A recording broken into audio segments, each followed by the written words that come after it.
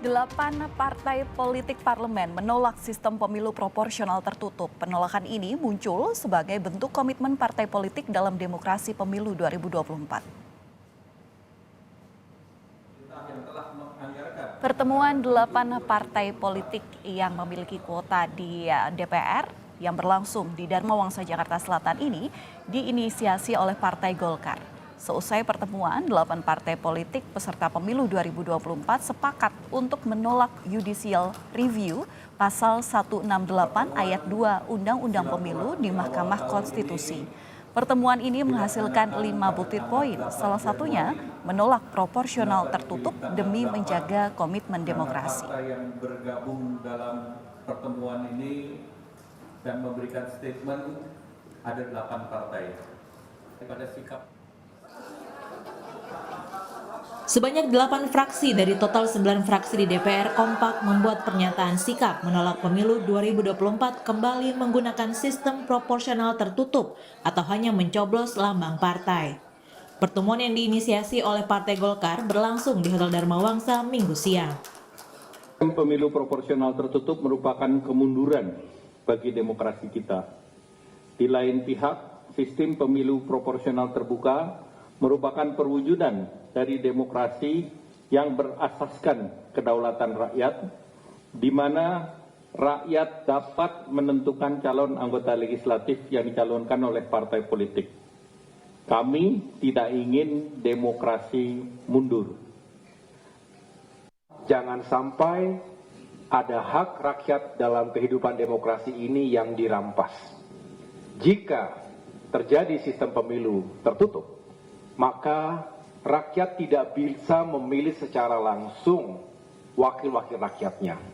Padahal kita ingin semua menggunakan haknya dan tidak seperti membeli kucing dalam karung. Sementara itu, Partai Gerindra yang disebut berada di kubu 8 parpol penolak sistem proporsional tertutup tidak hadir di pertemuan ini. Tapi Partai Golkar yakin komunikasi dengan Gerindra sudah solid. Hari ini tidak terlihat adalah Partai Gerindra, namun Partai Gerindra sudah berkomunikasi baik dengan saya maupun dengan Nasdem Pak Ahmad Ali dan sudah menyetujui statement yang dibuat hari ini. Sebelumnya, Ketua Umum Gerindra Prabowo Subianto menegaskan Partai Gerindra menolak sistem pemilu proporsional tertutup.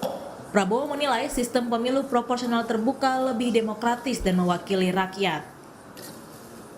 Kita dari bawah semua ya, seluruh anggota menghendaki terbuka. Ya, kita menghendaki terbuka karena lebih banyak kemungkinan keterwakilan. Jadi umpamanya di suatu dapil ada 6 calon dari partai, bisa mewakili, ada yang perempuan, ada yang pemuda, ada yang ulama, ada yang buruh, ada yang petani ya. Jadi kita melihat yang terbuka itu lebih membuka keterwakilan, lebih demokratis. Satu-satunya fraksi yang mendukung kembali ke sistem proporsional tertutup hanya fraksi PDI Perjuangan. Terkait pertemuan dan sikap 8 parpol, Sekjen PDI Perjuangan menyebutkan hal itu adalah wajar. Namun PDIP tetap mendukung wacana sistem proporsional tertutup di pemilu mendatang.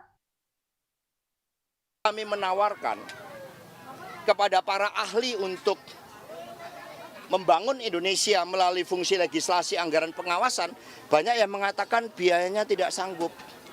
Karena proporsional terbuka dalam penelitian Pak Pramono Anung, minimum paling tidak ada yang 5 miliar untuk menjadi anggota dewan. Bahkan ada yang habis sampai 100 miliar untuk menjadi anggota dewan. Maka ada kecenderungan terjadinya pergeseran.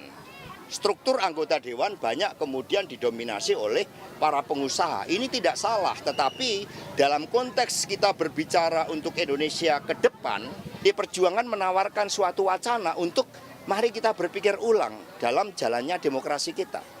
Diskursus inilah yang menyehatkan demokrasi. Masalah apapun yang diputuskan oleh MK, kami taat asas karena sekali lagi PDI Perjuangan bukan pihak yang memiliki legal standing untuk melakukan judicial review.